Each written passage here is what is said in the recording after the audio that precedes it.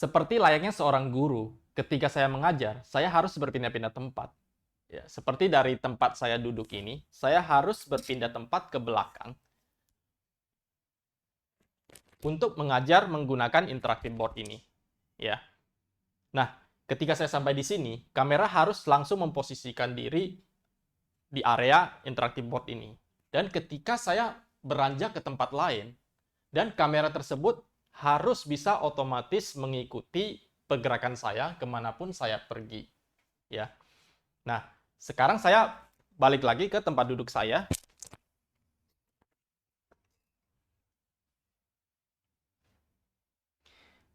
Dengan saya Johan, kalian berada di channel Satu Visual Indonesia.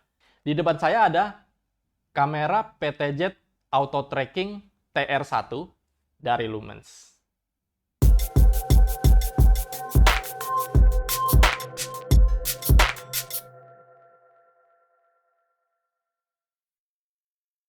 Oke, kita lihat dulu apa saja yang ada pada unit ini ya.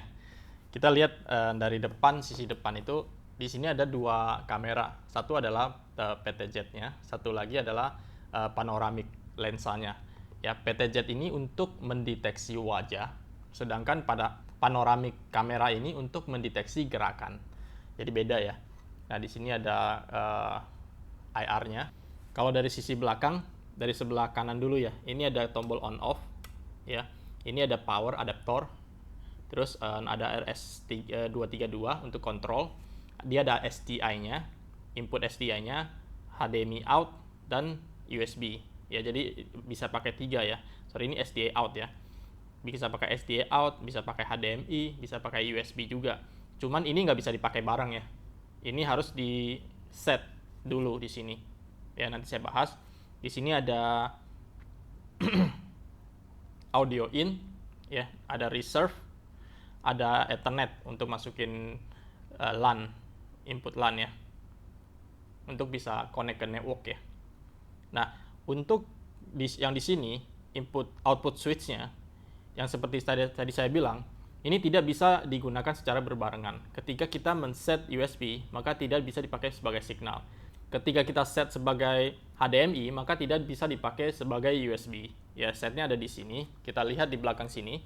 Ya, untuk USB, maka yang di on-in, yang paling belakang naikin ke atas, 1, 2, 3-nya turunin. Kalau misalnya HDMI, di sini ada beberapa resolusi. Ya, jadi saya set yang Full HD 60. Jadi 3 naik ke atas, 4 turun. Ya, di sini ada settingannya untuk resolusi yang kita mau ya. Oke, ini untuk unitnya cukup berat ya. Unitnya cukup berat ya, kokoh ya. Oke, mari kita lihat apa saja sih fungsi-fungsi yang ada pada Lumens PTZ Auto Tracking TR1 ini. Ya, pertama-tama kita akan pastikan software Lumens CMS itu sudah terinstall di laptop. Ya, saya tidak akan mengajarkan cara gimana instalasinya, tapi saya akan menaruh file instalasinya di deskripsi di bawah. Ya, jadi kita tinggal install aja, dan setelah install, maka akan keluar sebuah logo Lumens CMS ini, softwarenya. Sebelum kita klik 2 kali, ini saya menggunakan RGB Link Mini Plus 4 switcher HDMI untuk membuat video ini. Ya, saya akan membuat PIP dulu agar kalian bisa lihat wajah saya dan juga laptop saya.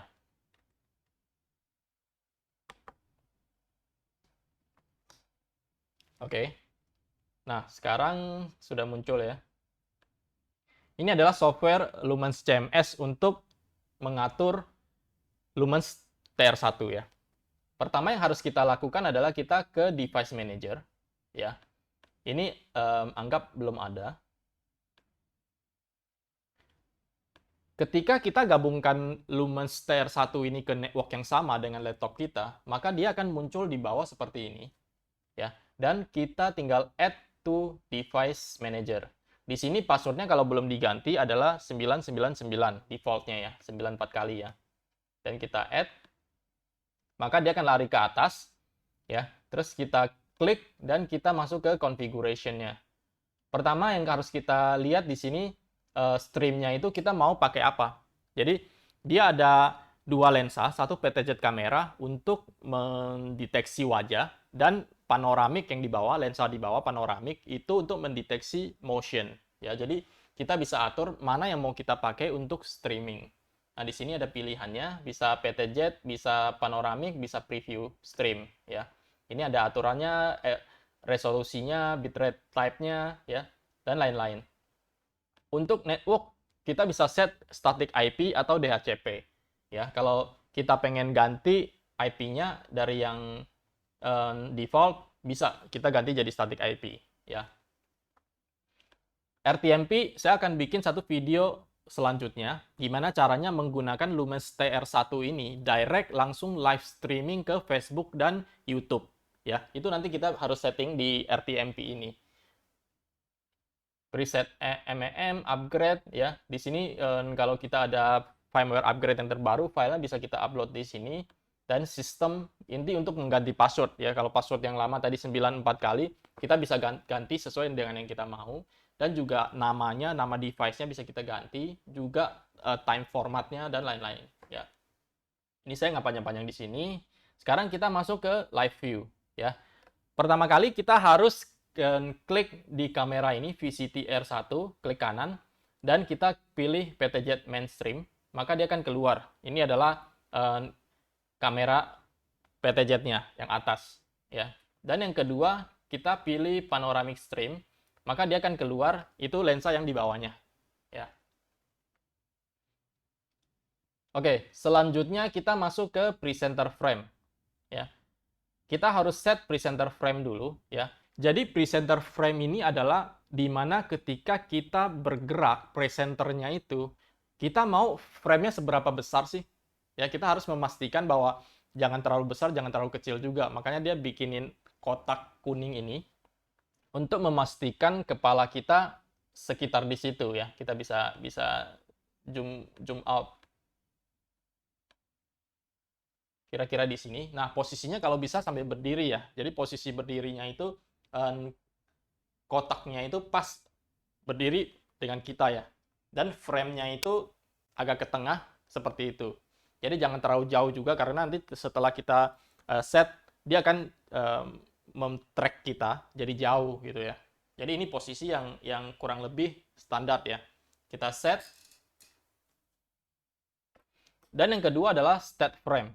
State frame ini adalah ketika nanti ada beberapa feature yang algoritmanya itu akan kita set, oh kalau misalnya nggak ada orang, nanti kameranya itu akan beralih ke state frame ini. Nah, ini kita nanti bisa setting. State frame ini lebih ke area mana sih yang kita mau pakai untuk presentasi, ya. Jadi saya set kurang lebih seperti ini, biar areanya semuanya masuk untuk area interactive board dan area presentasi saya di meja. Ini saya set. Nah, di bawah ini, kalau auto trackingnya belum on, belum di start, maka kita bisa ngontrol PTZ kameranya, ya. Seperti saya bisa geser PTZ kameranya dari software ini, gerakin turun, atas, kiri, kanan, ya. Dan juga saya bisa set menunya. Di sini menu nggak begitu signifikan sih. Ada anti flicker, ada video, exposure, dan lain-lain. Ya, saya keep standar aja di sini, ya. Oke, ini kita masuk ke area setting, ya. Pertama yang paling atas adalah tracking area. Jadi kita harus set tracking areanya dulu, di mana presenter itu areanya yang mau di tracking, ya. Misalnya saya set areanya itu adalah area ini, ya.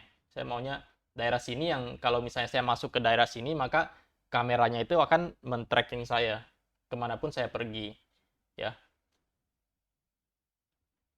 Nah, di bawah sini ada everywhere tracking. Everywhere tracking ini kalau misalnya kita centang, maka ketika kita berada di luar, meskipun kita berada di luar yang sudah kita tentukan ini, yang tracking area ini, dia kamera akan tetap men-tracking kita. Ya, kayak di kelas, guru itu meskipun harus di state di depan, dia juga bisa bergerak maju ke murid-muridnya. Maka kalau everywhere tracking ini dinyalakan, Maka ketika gurunya keluar dari tracking area ke bawah ke murid-murid, maka PTJ tetap akan men-tracking dia. Ya. Oke, selanjutnya ini ada blocked area. Ini lebih seru lagi ya. Blocked area ini adalah kadang banyak sekali auto tracking kamera yang pada umumnya itu tidak memiliki fitur ini. Ya, ketika dia harus mengajar di interactive board seperti ini di belakang sini dan harus memutarkan video yang berisikan orang, ya. Nah, ketika auto trackingnya itu mendeteksi orang yang ada di dalam display, maka dia akan jadi bingung mana yang mau di tracking. Nah, ini gunanya untuk memblok itu. Jadi, saya akan coba setting blok 1. Ini adalah daerah interactive board saya. Jadi, saya ingin mengatakan kepada kameranya bahwa area nomor 1, kalau ada pergerakan orang, ada wajah, jangan dideteksi. Ya. Nah, yang kedua adalah saya memiliki 2 monitor, maka satu saya akan taruh sini.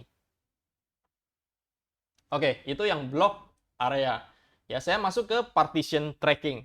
Partition tracking ini juga cukup bagus ya. Artinya kalau misalnya kita ada interactive board seperti di belakang.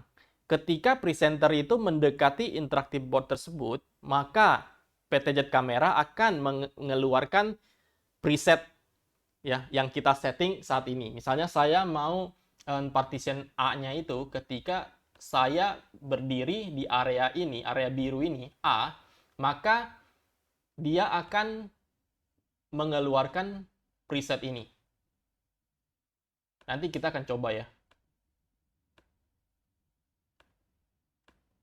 Oke, kurang lebih seperti ini. Saya set ya. Nah, ini yang partition ya. Dan saya mau set partisi kedua ya. Misalnya yang B, kondisinya itu ketika saya berada di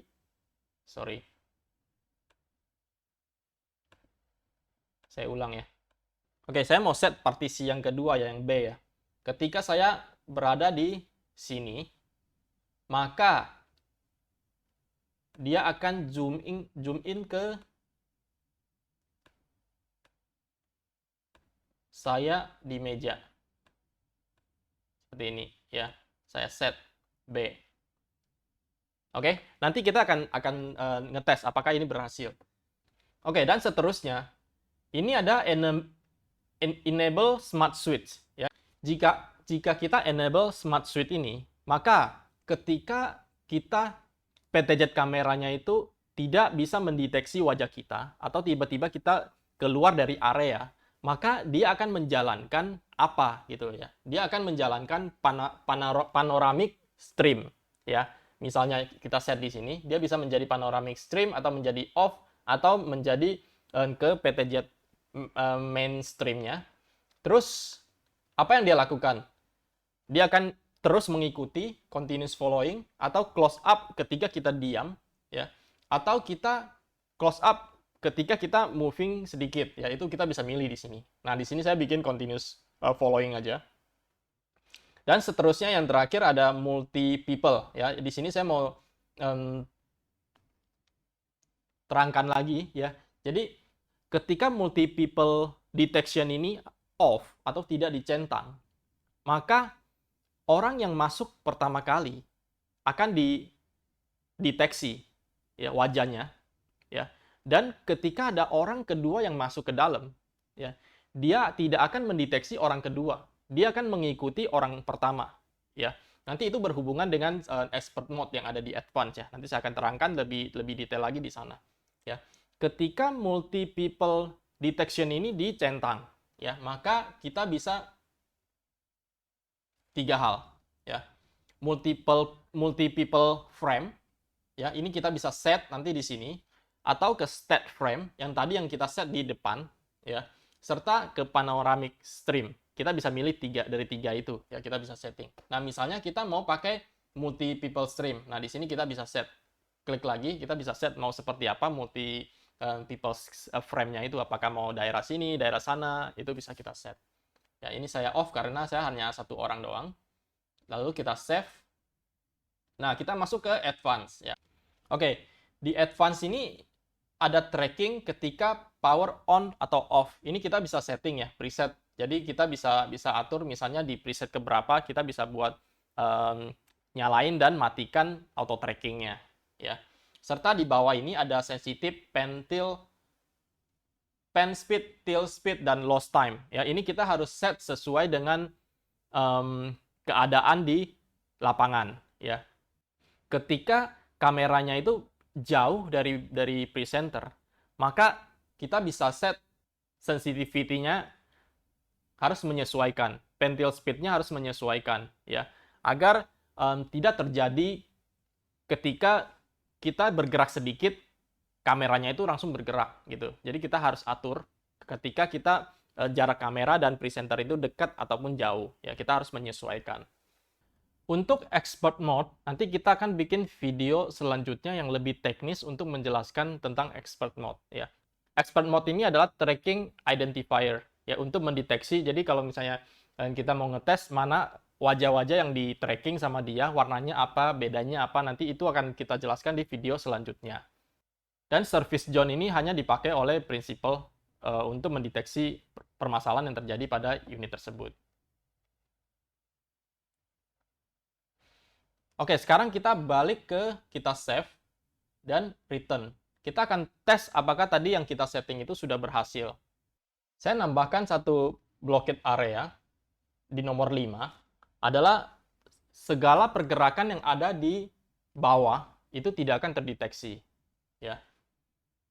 Nah, sekarang kita akan tes, ya. Jadi kita sudah set untuk partitionnya ada 2, yaitu di A yang warna biru dan warna B di tempat saya duduk, ya, sama di interactive board-nya. Dan areanya ada dari sini sampai sana warna hijau, serta blockade areanya itu ada pada interactive board dan ini, ya. Oke, kita save dan kita return. Oke, kita start dan lampu hijau sudah nyala, artinya trackingnya sudah berfungsi, ya. Sekarang posisi saya duduk ini adalah yang B, yang partition tracking, ya. Ketika saya berdiri dan saya berada di posisi A, maka dia akan mendeteksi dan langsung preset yang saya bikin, ya. Tadi saya susun seperti ini. Ya, ketika saya jalan ke area sini, maka dia akan mendeteksi saya, ya.